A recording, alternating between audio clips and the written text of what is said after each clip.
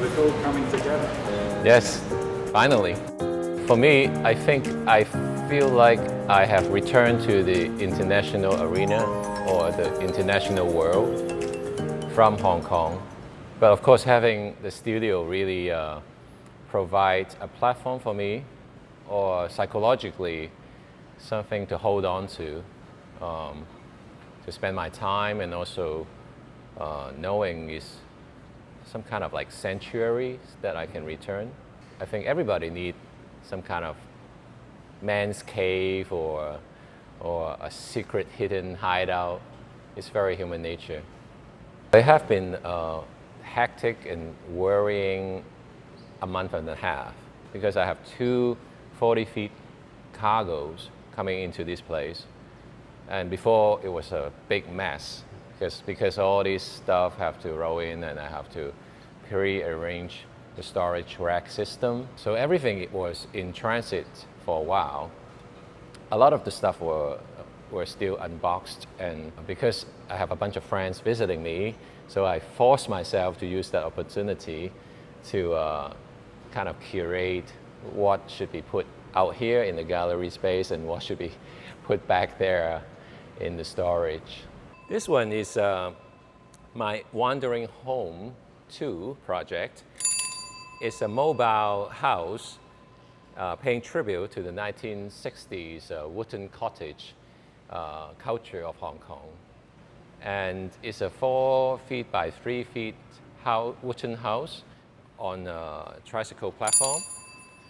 And the outside nicely painted, brightly painted, and I have old school windows, like those metal windows with pressed glass that you see in the old Hong Kong wooden cottage.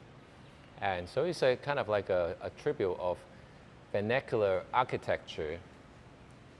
And if you go inside, you'll see old stuff from Hong Kong, such as this kind of camel teapot, as well as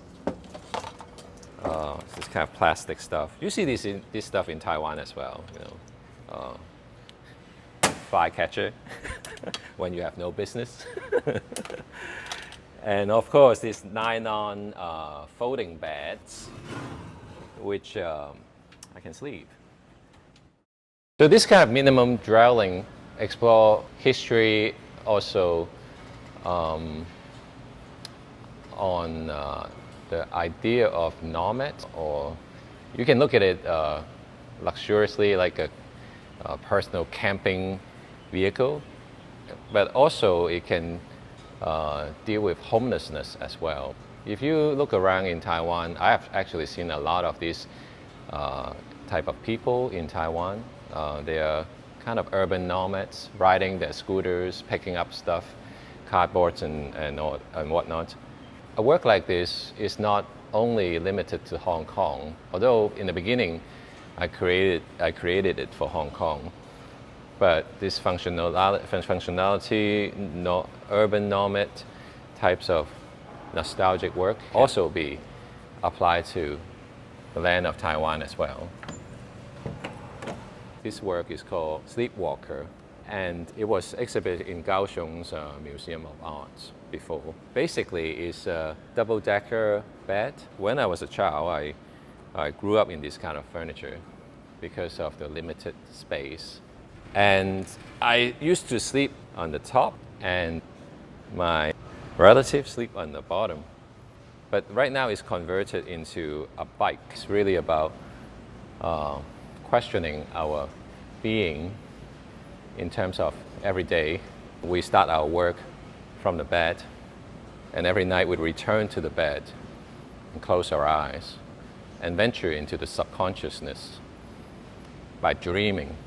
In the daytime, we are in one reality. In the nighttime, we're in another reality, constantly working, pumping, riding.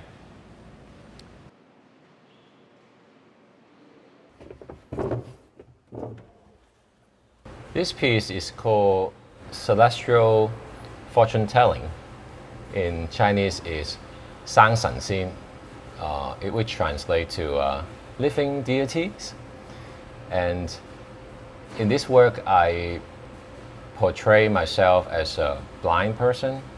So there's a plaque for me, Blind Man Wong, and that's my assistant in Hong Kong, Blind Man Chan. It's a piece of work commissioned by Hong Kong Museum of Art, which is about engagement. Like somehow through art we can like talk to the people. So I reckon maybe I can do a fortune-telling temple, especially for the fine arts people and the creatives, to tell their fortune. So I studied the I Ching and used the 3-coin casting methods. It took me a week to kind of crack the I Ching to create a set of numbers which can generate 64 possible outcomes. And these tickets are great sayings of dead artists. Here's a saying by Henry Matisse, the French artist. Creativity takes courage. So usually the artists and creative people came to my temple. They will ask questions such as, oh, I've been in the art field for a long time, would I be a success? So hopefully this temple will blend in quite well on the landscape of religious Taiwan, and it provides an interesting angle for to give opinion and to give guidance for artists and creative people alike. I think that feeling of when I first wake up, I don't realize I already left Hong Kong. Not even in my apartment. Once I step outside, then suddenly it dawns on me that my physical body is no longer in Hong Kong, but in Taichung. And of course, I quickly snapped into the current reality. So this kind of surrealism of not sure of where I am, I'm sure it's going to stick around for a while. I have asked people with similar background who have already came here like more than 5 years, and they said they sometimes still have this feeling of being in a dream of some sort. I think it's a surrealistic dream of sense of belonging. I just hope it goes away quicker. But at the same time, I don't want it to go away because, by feeling too comfortable, then I might forget Hong Kong. But I know I won't. So that's human dilemma. I think the future will be quite good in terms of physical parts, in terms of the ability to move around, and doesn't have to be constantly worrying about fear of the government trying to do something bad to me, and I think that's already a blessing. But in terms of the cause, I think everybody needs some kind of cause. It's part of the self-actualization. Basic needs are important, but don't stay there too long.